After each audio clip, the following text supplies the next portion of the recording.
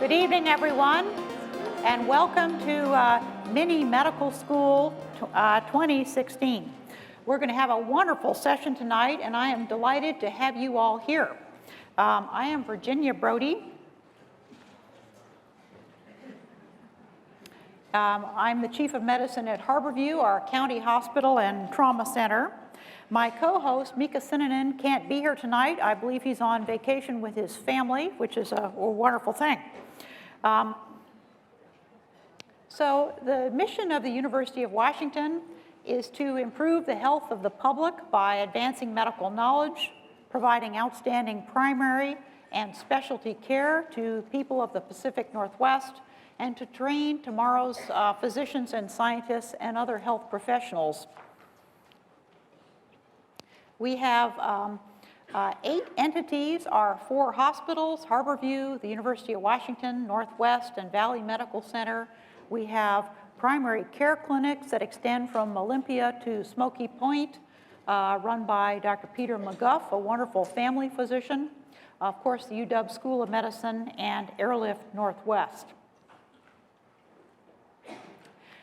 The point of the mini medical school is to inform you about what's going on here in research and what's going on here in patient care, to understand what's involved in learning about medicine, and to have you partner with us to engage the community in the University of Washington.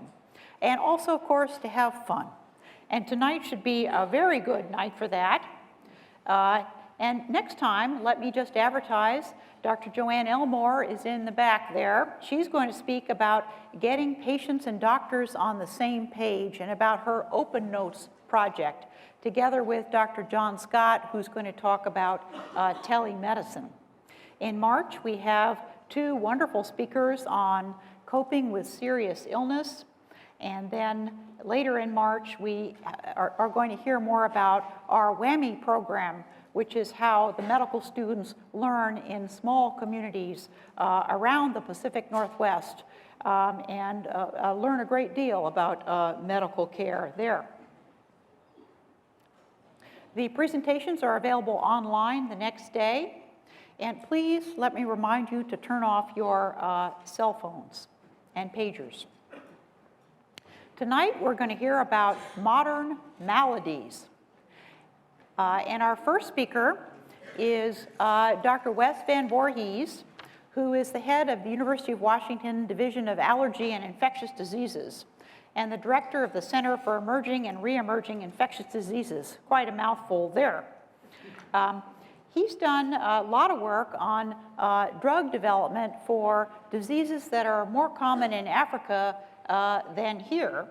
He received his MD from Cornell, and he then did some training at UC San Francisco, and then I like to think he ascended to the University of Washington after leaving San Francisco. I have family at UCSF, and we have an ongoing debate about our 2 medical centers. Now, I also received a comment from one of his compatriots, and it's amazing how forthcoming people will be when you call them up. And what he said was, Wes is the epitome of a gentleman physician with a bow tie and thoughtful manners at all times. However, on the squash court, he turns into an intensely competitive, highly focused, unstoppable force, running into walls, never allowing a point to end prematurely. Any wins against Wes are extremely hard-earned. Wes is also famous, or perhaps infamous, for composing and singing a song about malaria during medicine grand rounds and jazzing up that previously rather staid venue. We can hope for the same tonight. Wes?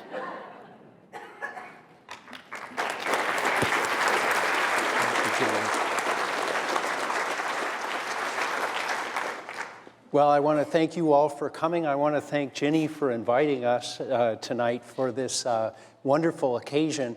Just to defend my bow tie a little bit, when I was training as a medical resident, I found when I'd go home with the long ties at the end of the day, there would be blood and pus on them. And I thought about who that dragged through first and then who that dragged through second, third, and fourth, and I thought this is a bad idea, so I went up. So since then, research has swabbed the long ties now and found them to be a source of resistant bacteria. So you need to be careful about your doctor's long ties is all I can say. They haven't done the research on the bow ties though. I've been hoping for that crossover for a while. But well, I have to tell you, this is one of the most fun parts of a very fun job that I have. I think I have the best job in the world. It's a little schizophrenic because I get to do research on things like malaria and other parasites, single-cell parasites. I get to see patients at UW Medical Center, and in the tropical medicine and infectious disease clinic, we have just a fascinating group of patients that come to see us that have been to see lots and lots of great doctors, and then they come see me, and I think, oh my God, I'm not that smart to figure it out after all those people. But every now and then, I feel like House, and I've worked something out. Maybe without being quite as abusive as he is, but anyway, it's quite a fun job. And then the other part of the job that's really fun is teaching the medical students, and I get to be part of their first, second, and third, and fourth years, the first couple of times talking about parasites and travel and tropical medicine, and that's when they're sitting there like you, and then the next time is out on the wards going around and seeing our patients as I'm called frequently to come see for an infectious disease consult. So you may ask yourself, well, what does a consultant do? What's that like? And that's when a doctor gets into trouble out there and they have a patient with a fever that they don't understand, or the micro lab calls them up and tells them that some bacteria that they've never heard of before is growing out of their wound from the surgery, or they look down the list of antimicrobial sensitivities and it all says R for resistance. They say, get Van Voorhis on the phone now. So I start shaking and then we figure out something to do. And usually it turns out okay, but on that latter problem, that's really what infectious disease specialists are doing a lot now, which is trying to stamp out antibiotic resistance in the laboratory. But another part of our lives is working on global health issues like malaria. So tonight I'm going to tell you about where we are with malaria in 2016.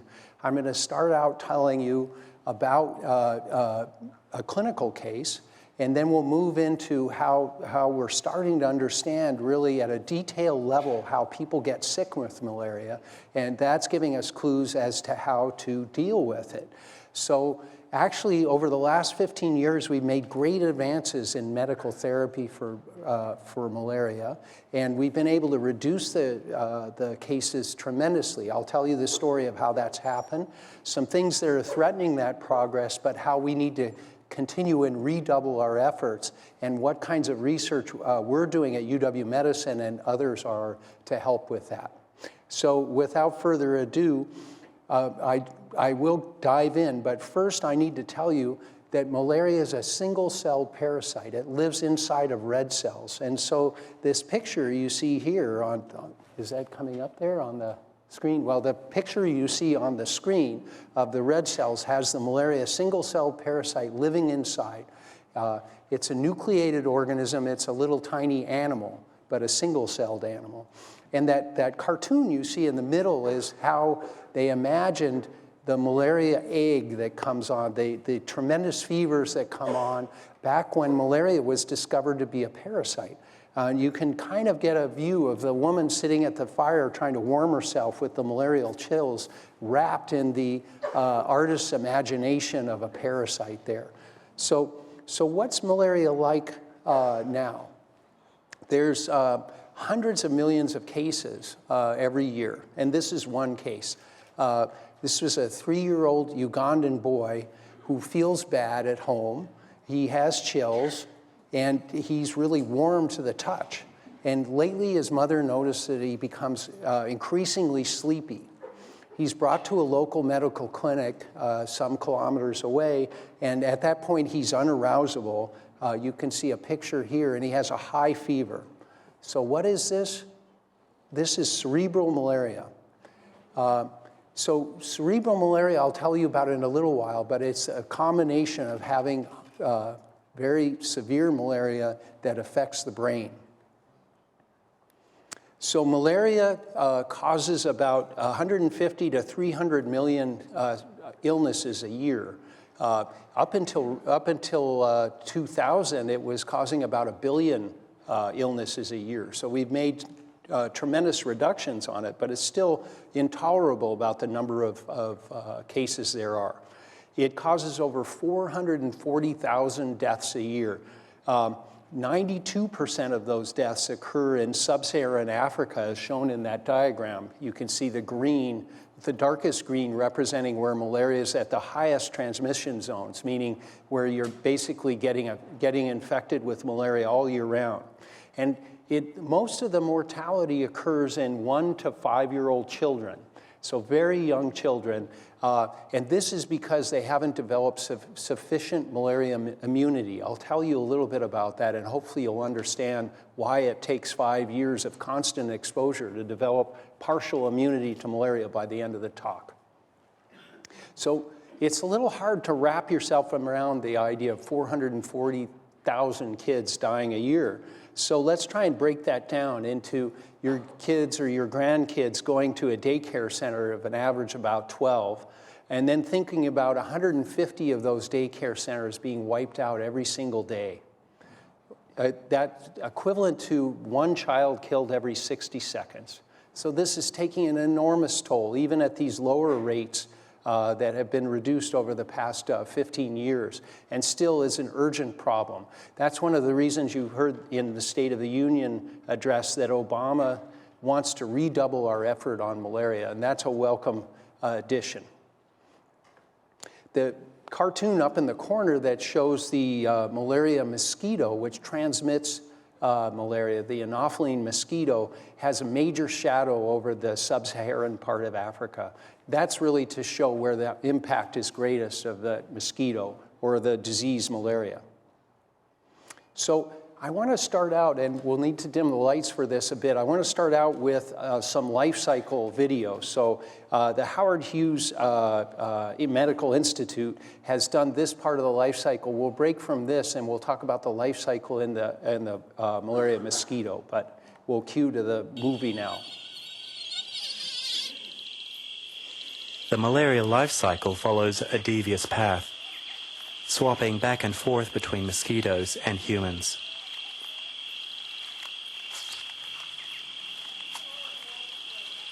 This mosquito is infected with the malaria parasite. Because she is pregnant, she has become hungry for human blood.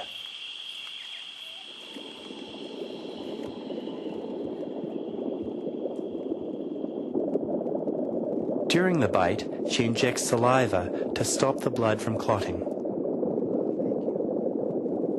Her infected saliva also carries the malaria parasite. The parasite rides the bloodstream like a network of roads, seeking its first target, the core of your body's blood filter system, the liver.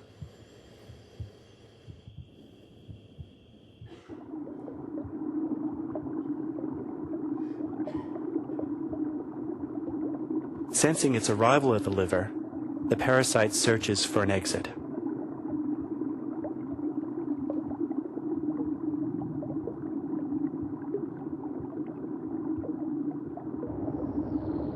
A sentinel Kupfer cell is the entry point to liver tissue. Leaving the blood, the parasite infects a liver cell, killing one or more other cells on its way.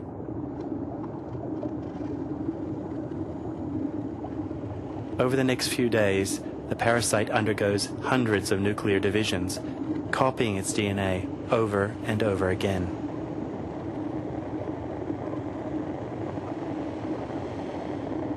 A single infected liver cell can create thousands of new parasites.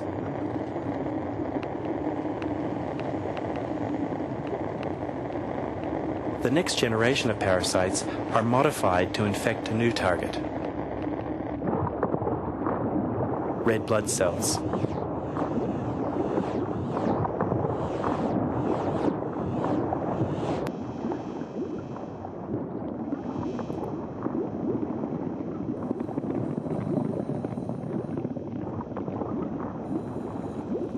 Inside a red blood cell, the parasite can hide from the body's immune system.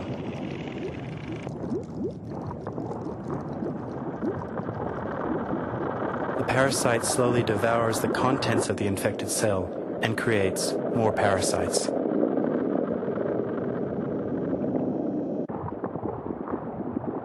The infected cell becomes sticky and grips onto blood vessel walls. Once mature, the infected cell bursts, spreading more parasites through the bloodstream.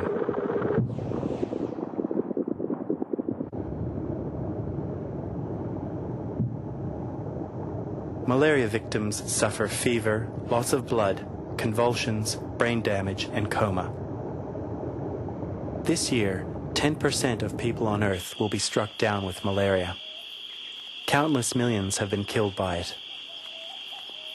Most people who die from the disease are pregnant women and children under the age of 5. All right, I hope you could all see that. So the next part of the life cycle is what happens in the malaria mosquito, and that's equally as important with understanding the disease as what happens in the human. So I'm going to take you through one more video, if we can have the lights down again, and then we'll go off from there to understanding the progress on malaria. Mosquitoes are usually vegetarian, preferring to drink nectar, fruit juices, and honeydew. Only a pregnant mosquito will bite humans, seeking nutrients from blood to nourish her developing eggs.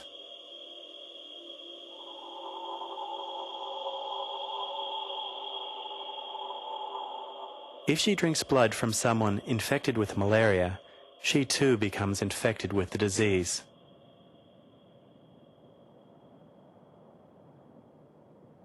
The tiny drop of blood filling the insect's stomach is teeming with malaria parasites.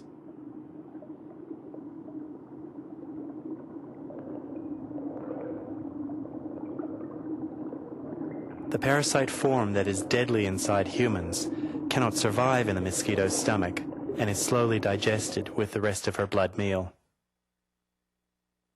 However, back in the human host, a few of the parasites turned into a different type of cell, one that is sexual but remains dormant. They can be transmitted back to the Malaria sex is triggered when the warm human blood begins to cool inside the insect's stomach. The female form of the parasite matures into an egg. Love that sound. The male form takes a while longer to mature into sperm.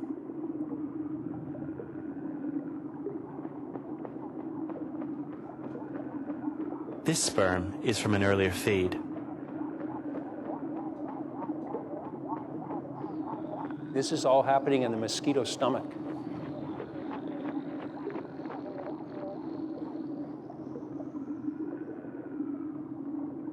The fertilized cell can glide and begins to explore its new environment.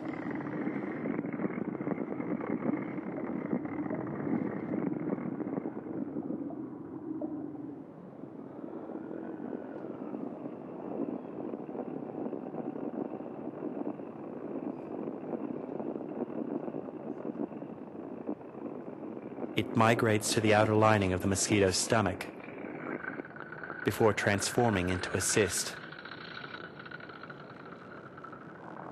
So now these are found on the outside walls of the mosquito stomachs, and they're producing these little motile forms called sporozoites that move to the salivary glands. Each cyst produces thousands of thin, tiny parasites which seek out and infest the mosquito's salivary glands. Somehow they know they got to move through that mosquito to the salivary gland.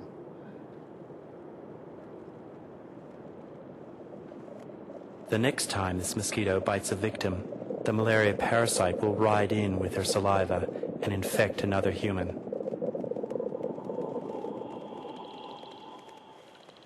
Okay, so that's the life cycle.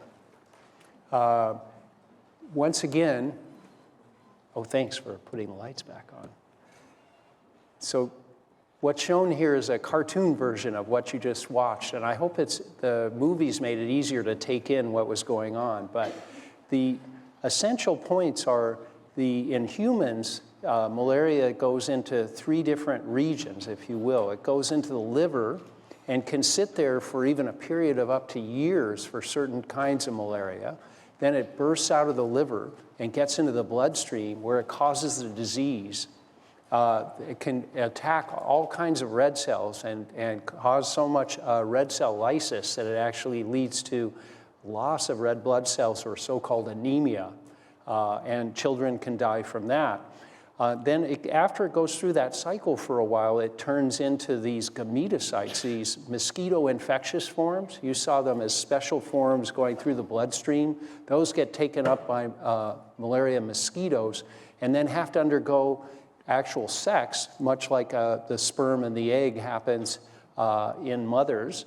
And then it undergoes the sexual cycle, and the mosquito goes back to the salivary glands and gets transmitted. My gosh, isn't that complicated? Isn't it amazing it works? And there's so many different levers there that one could mess up this system and interfere with malaria. So we'll talk about a few of those that we're becoming aware of. Now, one thing to be aware of in this life cycle is the current anti-malaria drugs that we have really only affect that red cell cycle. They don't affect the gametocytes. They're transmitted to the malaria mosquito, and they don't affect the liver forms. So that's an important point, because that is an impediment to wiping out or eradicating malaria. So how many of you know the difference between elimination and eradication? Anyone? So elimination is removing a disease from a certain area. Eradication is taking it off the globe. And as you probably may remember, in 2007, both Margaret Chan, the Director General of the World Health Organization, and Melinda Gates stood up in Seattle and said, we're going to try and eradicate malaria again.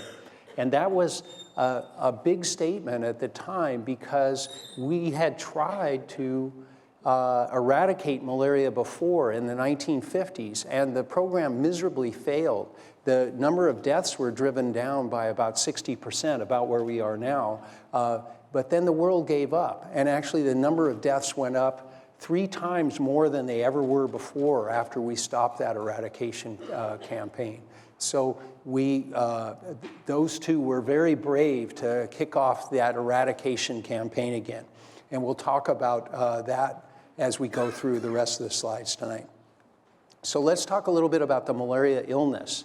Malaria is characterized by fevers and shaking chills, and parasites in the red cells, as is shown in these cartoons, with a cross-section of the single-celled parasite there that lives in the red cells.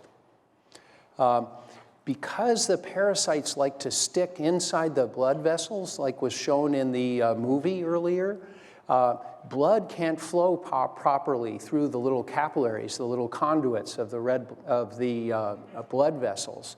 And that leads to a problem in terms of delivering oxygen to places like the placenta, as is shown there. So babies are either born very small or sometimes lost, and sometimes women lose their lives because of being infected and having pregnancy malaria.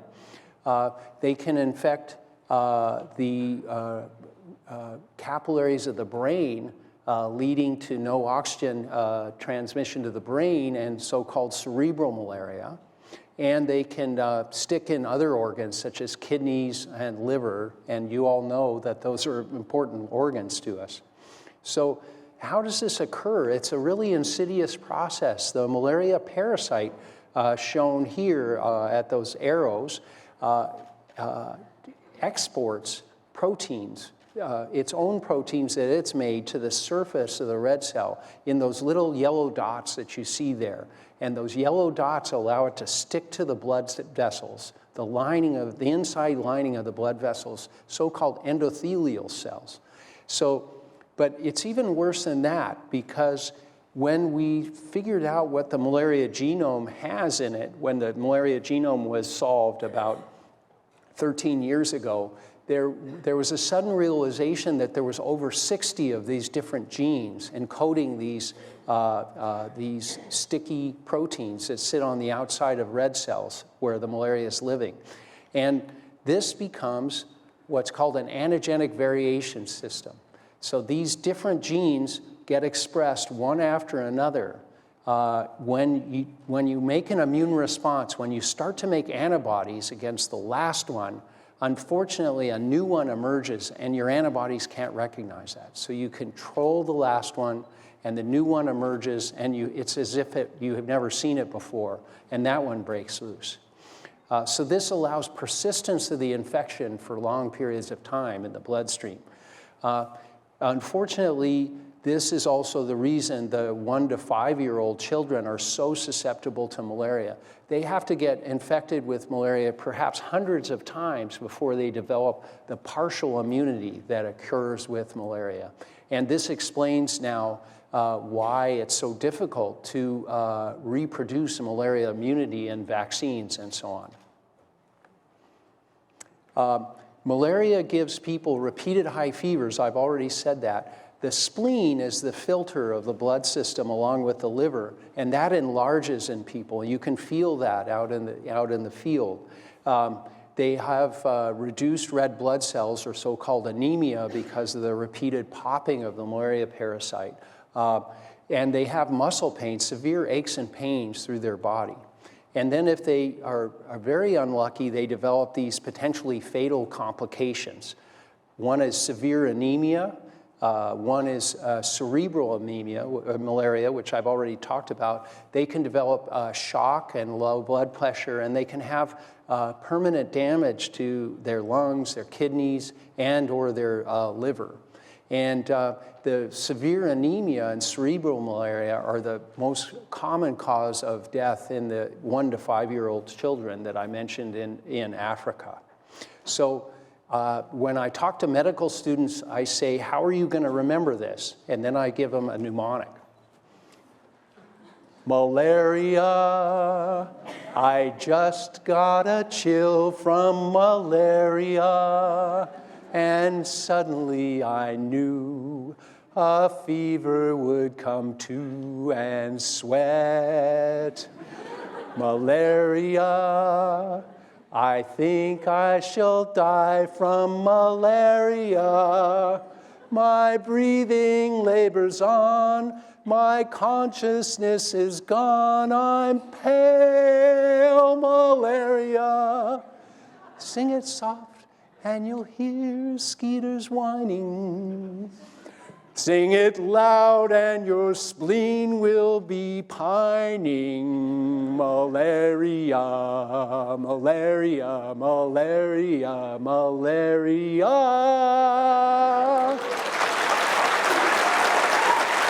Thank you.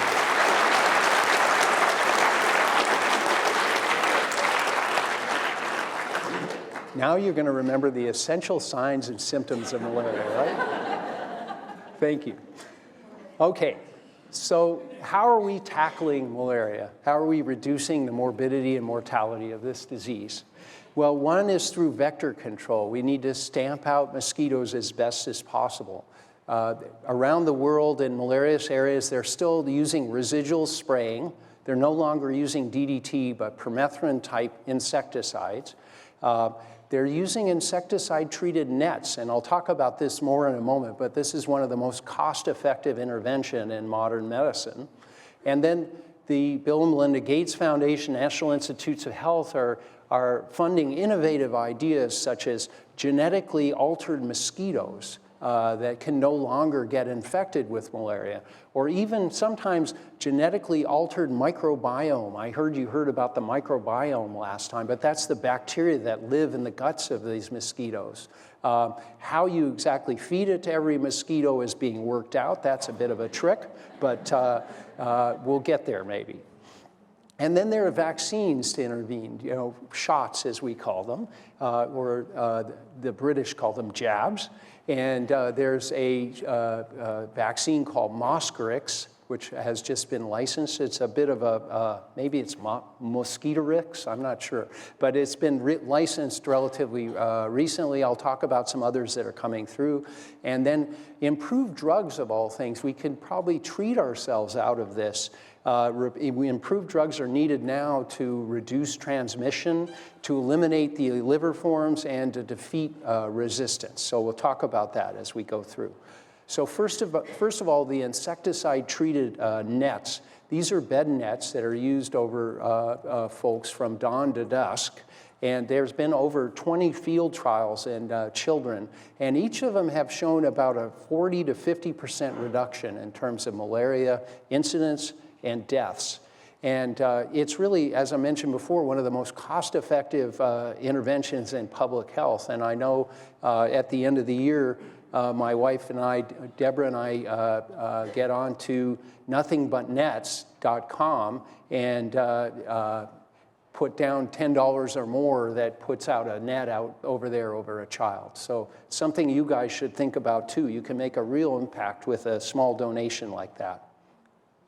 Then what are we doing for new malaria vaccines? Well, there is one that's been licensed recently by GlaxoSmithKline. It's been under long development in collaboration with the Gates Foundation, PATH, and other groups. And it's a challenging target. It actually targets that little sporozoite. So remember how the mosquito injects through the saliva all those little forms that go in and have to find the liver? The target for this vaccine is the surface protein on those sporozoites, and they don't change as frequently as the ones in the bloodstream that I was talking about earlier. But even with the most modern technology and decades of research, it's still only partially effective.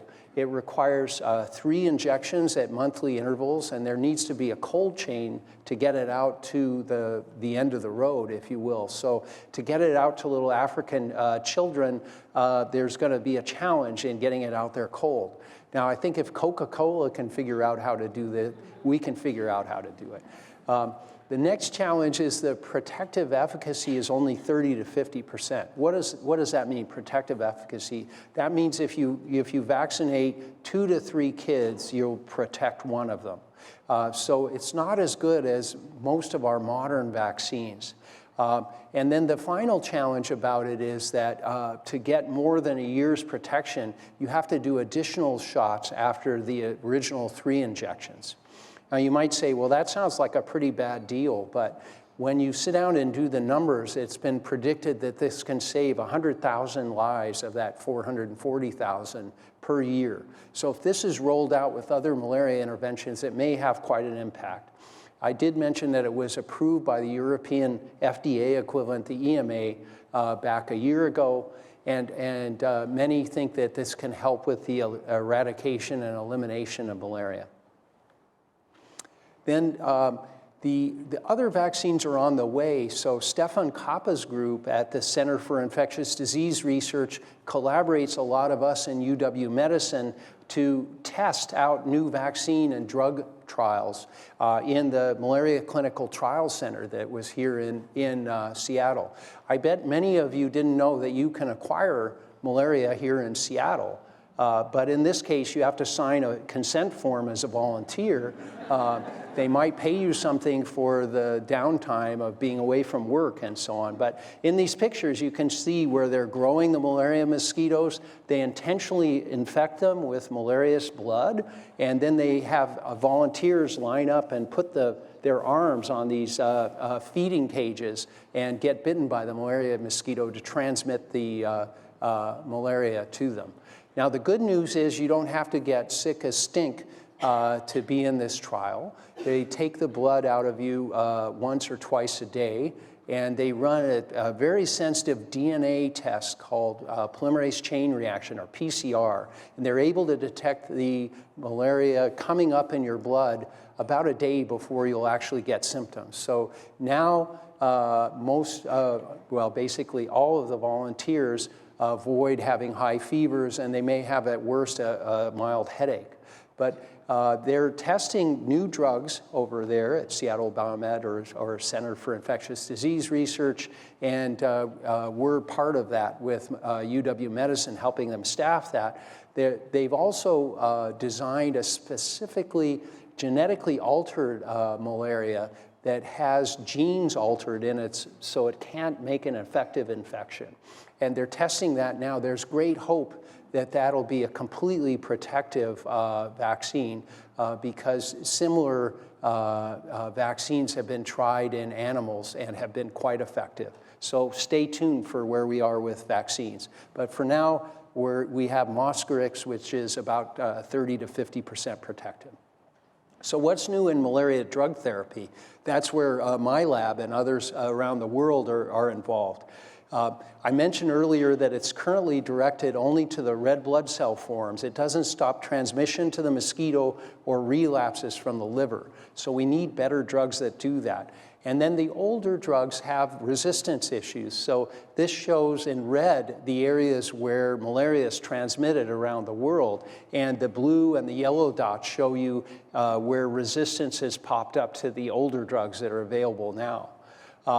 So a great breakthrough with a modern drug came from a very old drug. And you probably heard about this if you're a follower of the Nobel Prizes this year. Artemisinin-based drugs have been known to come from Chinese wormwood. And Chinese wormwood was known in China in ancient medical texts since at least 200 BC as something you would chew or make tea out of to abate fevers. Probably most of those fevers were actually malaria. This is a picture of Artemisinin annua, the plant that this is extracted from. And the Chinese scientist Tu Youyou isolated the active antimalarial from this Qinghao or Artemisinin from the plant in 1972. Incidentally, this became a big tactical advantage for China, who is supporting North Vietnam. They had superior malaria medicine to actually the US malaria medicine during many years. And this was a Chinese secret of sorts during that time. So Tu Youyou was recognized, as I mentioned before, with the Nobel Prize in 2015 for extracting this and figuring out exactly what it was and turning it into a medicine, her and her group in China.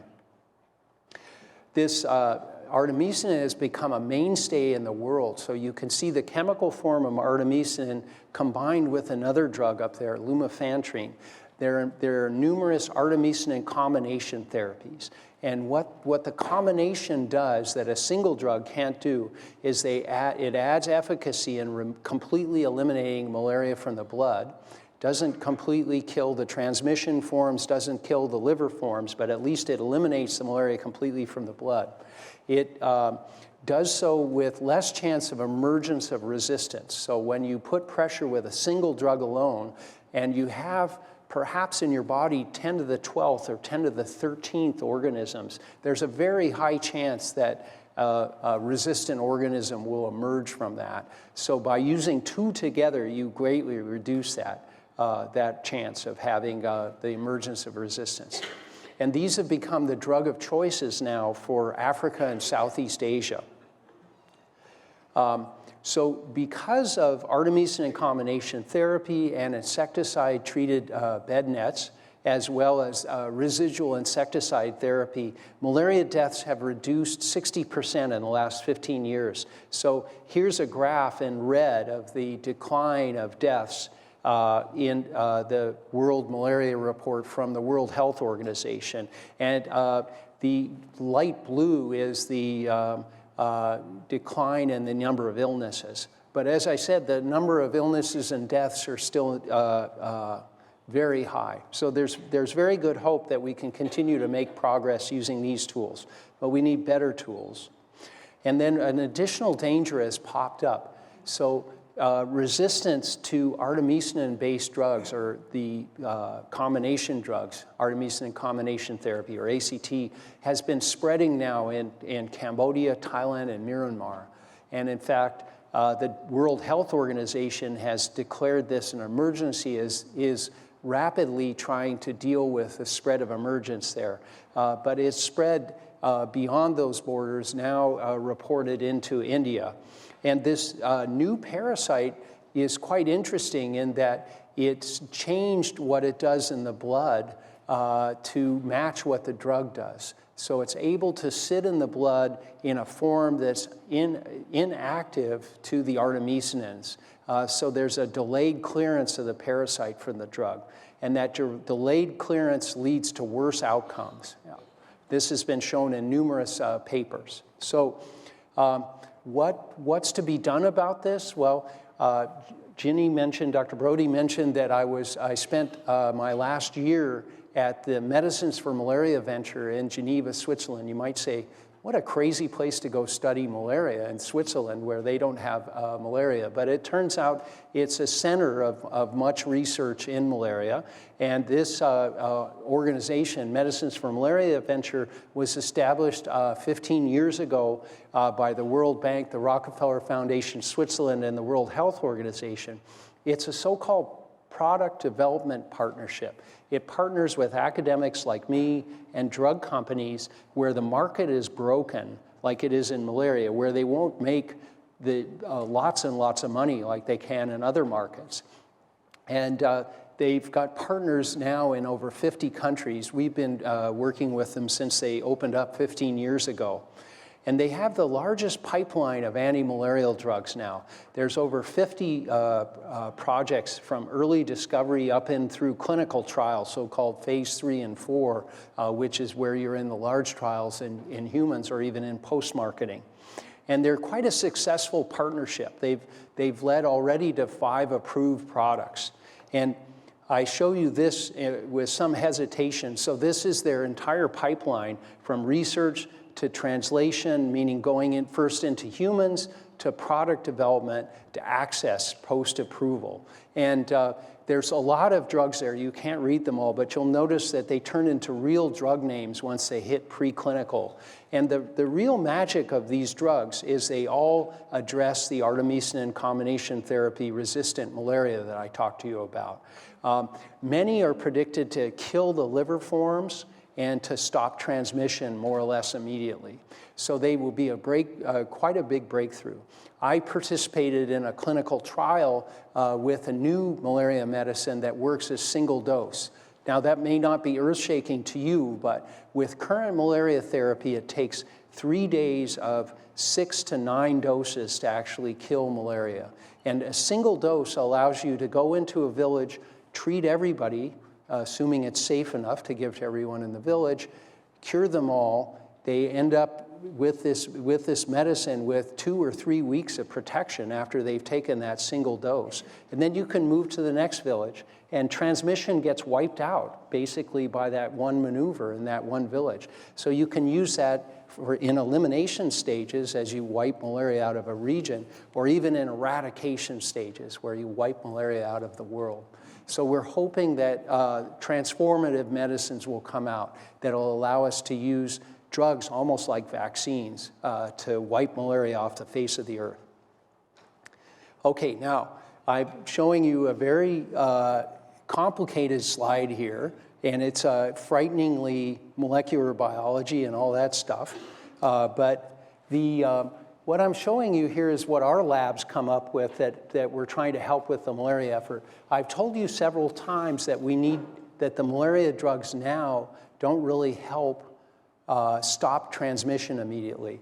That the gametocytes, the so-called transmission forms to the mosquitoes, can still go on and cause infection in the mosquitoes.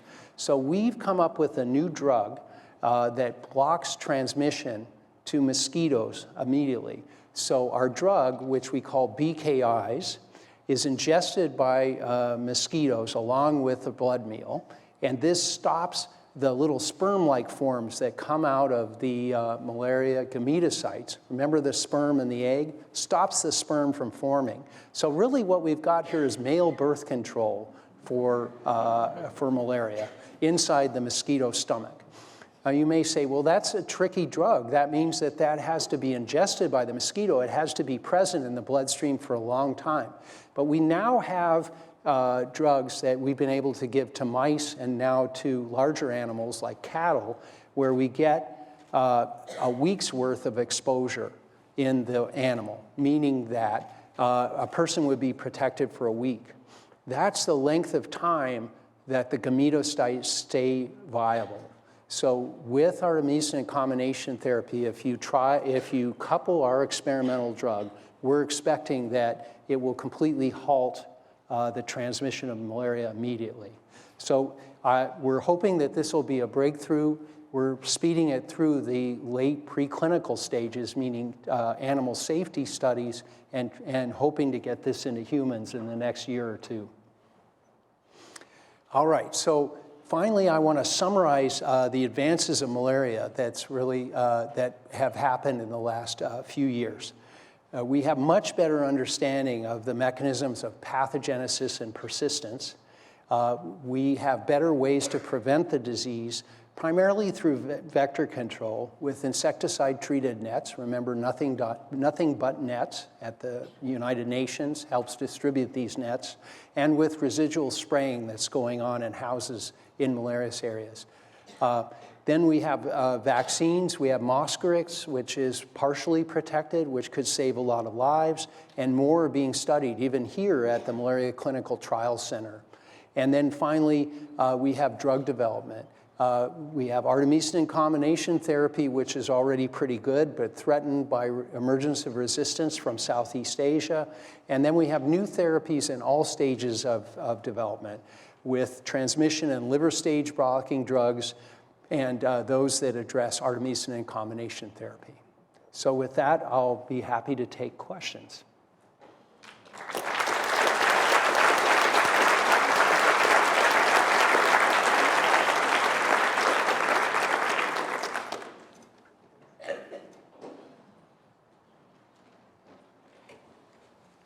Good evening. Love the song. Thank you.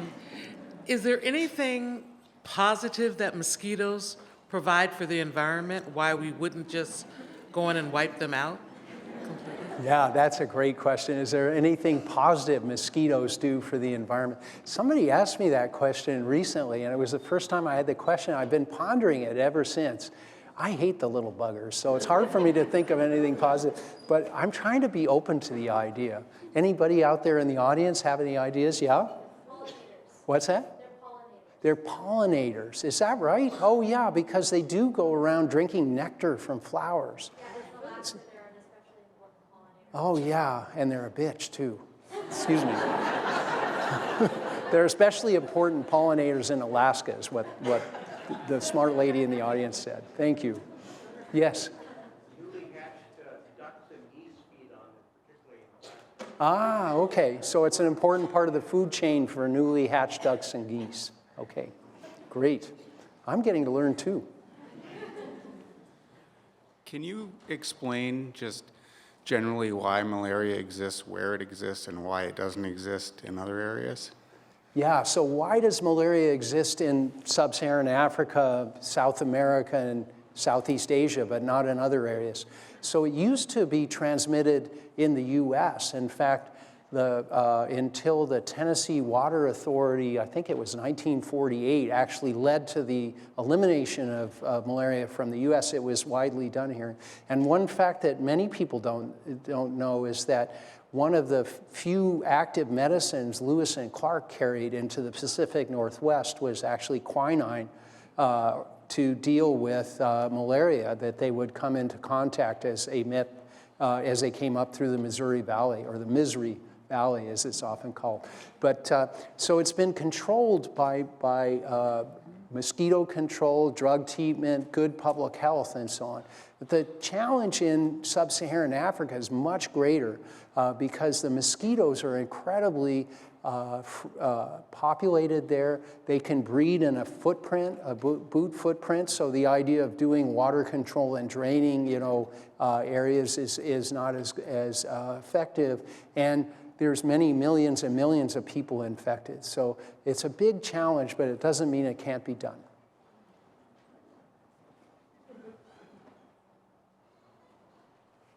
I have two questions. The first one is for the protection being at 30 to 50% for the vaccine. Is that with perfect delivery of the vaccine being cold and delivered 3 times over monthly intervals? Or is that because they can't deliver it effectively? Okay, so let me jump in and answer your first question. So that is with perfect under clinical trial type situations, that the vaccine's been delivered perfectly to the area and it's been delivered just at the right timing. It'd be much more difficult to do that in real life. I'm sure that's what you're thinking. So it's still 30 to 50 with perfect? Yes. Okay. Even if perfectly delivered, it's 30 to 50% protected. And then with the ACT therapy, by what mechanism is that working? And is the lumefantrine also an antimicrobial agent? Yes. So how does Artemisinin combination therapy work? So Artemisinin and the lumefantrine as an example, there are actually quite a few drugs like that. And so the Artemisinin is a mystery. We don't know exactly how it works, but we think that what it does is it gets into the food vacuole where the malaria is digesting. So the malaria sits in the red cell, and it's like, I don't know, an alcoholic living in beer or whatever. It's very happy because it's got all the hemoglobin around to digest it, right?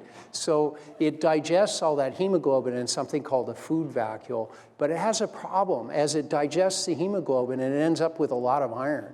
And iron makes a lot of free radicals that can punch holes in the malaria. So it finds a way to package up that free iron into little sticks, if you will, inside the food vacuole. What the Artemisinin seems to do is to react with that iron in the food vacuole and form a very reactive oxygen group that goes out and attacks other protein in the malaria parasite. And then the lumefantrine breaks up those iron crystals and allows them to diffuse and to attack the inside of the malaria parasite. Thank you. Hi, I also have 2 questions. One, does malaria infect only humans, or is it like cattle? And if so, would that be something you have to consider in trying to eradicate it? Yeah, so it's interesting. There are many, many different kinds of malarias, different malaria species, and they infect things like lizards and chickens and so on. But they're all specific for that host generally. So lizard malaria won't affect humans. Chicken malaria won't infect humans, but human malaria will. So will infect other humans, obviously.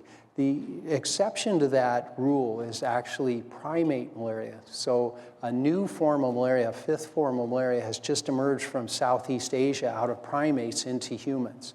It's not clear now whether primates will be difficult in eradication of the 4 other malaria species, because it's felt that if you eliminate it from humans, there's so few, unfortunately, non-human primates left that they won't form a sufficient reservoir to keep the disease going around the world. So it's thought if you can get rid of it in humans, for those 4 species, it'll get rid of it more or less forever. The second question was, so the mosquito gets the malaria from the human blood, but does the mosquito's offspring, or does she actually go bites another human? Very insidious. So mosquitoes bite humans multiple times. So we haven't talked about dengue or even Zika virus tonight, but it's that they bite humans once and get infected with diseases like malaria or viruses like Zika virus, and then they need another blood meal, perhaps 7 days later. That's just when malaria is ready. It's gone through that complex life cycle to infect the next human. So after 7 days, she needs another blood meal to be able to lay more eggs. And she can do that 2 or 3 times through her life, transmitting malaria each time. Hi, last year one of these lectures was given by George Church, And I believe he talked about CRISPR and gene drives, and he made some mention of them having been tried on mosquitoes in Panama. I'm not sure if it was for malaria or something else. What work, if any, has been done with gene drives in this area?